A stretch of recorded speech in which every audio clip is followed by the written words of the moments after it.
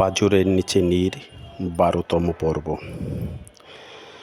আধো ঘুম আধো জাগা সহসা শুনিতে পাই, মিলি আর খাবে না, হাত ধুয়ে নেবে তাই। নীলাভাবী বলে, কেন তুমি ধোবে, কেন তুমি হাত ধোবে, প্লেট খালি হলে হাত ধুতে পারো তবে। আমার মানুষ আছে, জবাবে মিলি বলে, আমার সাথে এখনই আসবে এখানে চলে। ক্ষণকাল পরে মিলি আমার হাত ধরে টানে, আমার সাথে চলো ওগো, বিপদে আছি ওখানে। অবচেতনে মিলির শনে চলে যাই সোহেলের ঘরে, যে দেখি সব আইটেমে আছে প্লেট ভরে। মিলিকে বলি, কোনো আইটেম করো নাই তো শেষ। নীলাভাবী বলে, মিলির লোকটা দারুণ কিন্তু বেশ।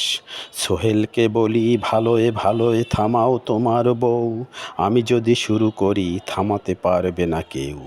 হয়েছে হয়েছে বলে ভাবি, খেয়ে নিতে বলে, লাজুক বনে বদনে খাইতেছি আমি, আরও খুনসুটি চলে।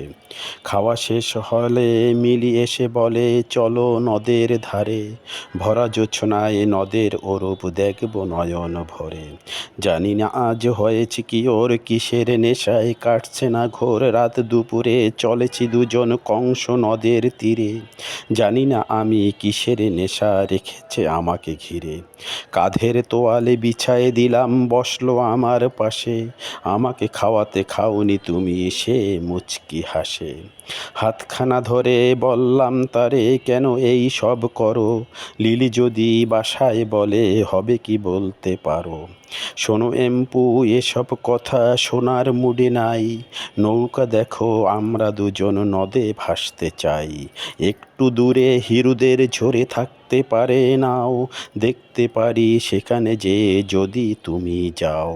কথা না বাড়ায় দুজন দাঁড়ায় নৌকার কাছে যাই, চোরের ভয়ে মারছে তালা, আশায় পড়ল ছাই। নিরুপায় হয়ে মিলিকে লয়ে উঠলাম সেই নাই, নিশাচর পাখি এডল থেকে ওডালে উড়িয়া যায়।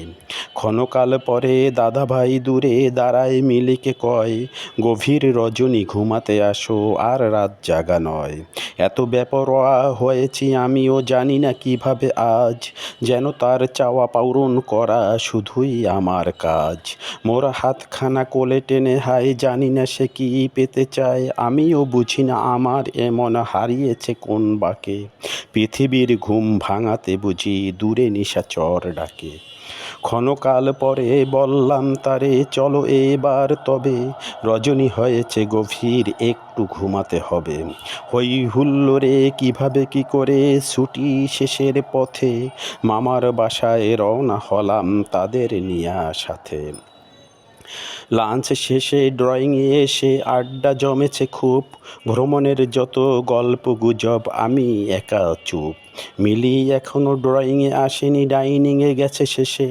ক্ষণকাল পরে প্লেট হাতে করে বসলো আমার পাশে। মামা মামি দাওয়াত করেছে, মামির বাবা দাওয়াত করেছে, লিলি আর সানি যাবে। রুষা হেসে কয়, নানা বাড়ি বেড়ায় আসি তবে। মামা বলে, বাড়ি খালি হলে ভালো লাগে না মোটে, চিন্তা মাথায় বাসা বাঁধে কখন বিপদ ঘটে। মিলি বলে ভাত নেওয়া হয় বেশি হয়েছে তাই, এম্পু তুমি খেয়ে নিলে আমি রক্ষা পাই। বললাম তারে, একটু আগে খেয়েছি উদর ভরে, এখন আবার এই ভাতগুলো খাবো কেমন করে। জবাবে বলেছে ভাবি, তুমি এই সব পারো, চারজনের ভাত খেয়েছো একা, সাথে রুটি পিঠা আরও। বললাম তারে, অবশেষে তুমি কান দিয়েছো গুজবে, হাত ধোয়া নাই খাবো না তাই এভাবে। জবাবে বলে, ধুতে হবে না সে খাওয়ায় দিবে, কোনো অপশন না রেখে মুখে দিল ভাত তুলে।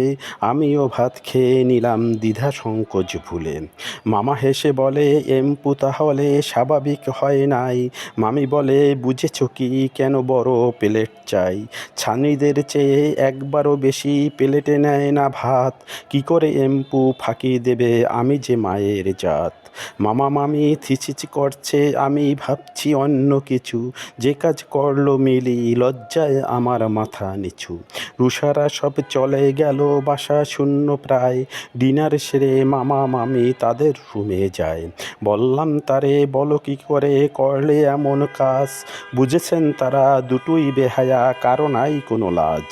বলল হেসে আরও কাছে এসে কণ্ঠে রেখে হাত, তোমার জন্য করতে পারি দিনকে ভেঙে রাত।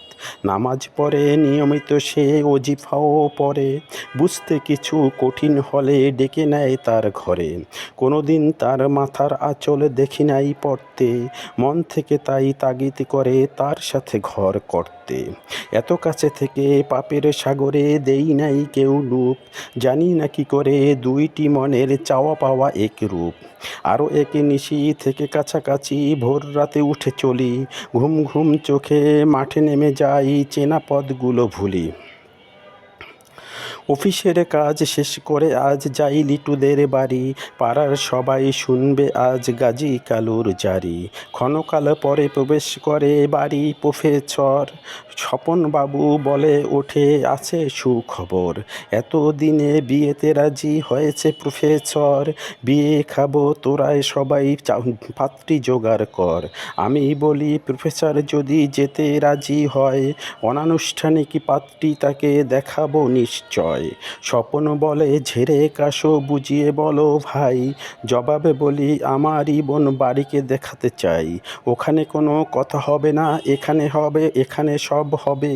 তোমরা আমার শর্ত মানলে আগাতে পারি তবে। জারি গান শেষে বাসায় এসে মামিকে জানাই ফোনে, জবাবে বলে বাসায় ফিরলে বলবে মামার শোনে। পরদিন ভোরে স্বপন বাড়ি আসে আমার বাসায়, তাদের বলি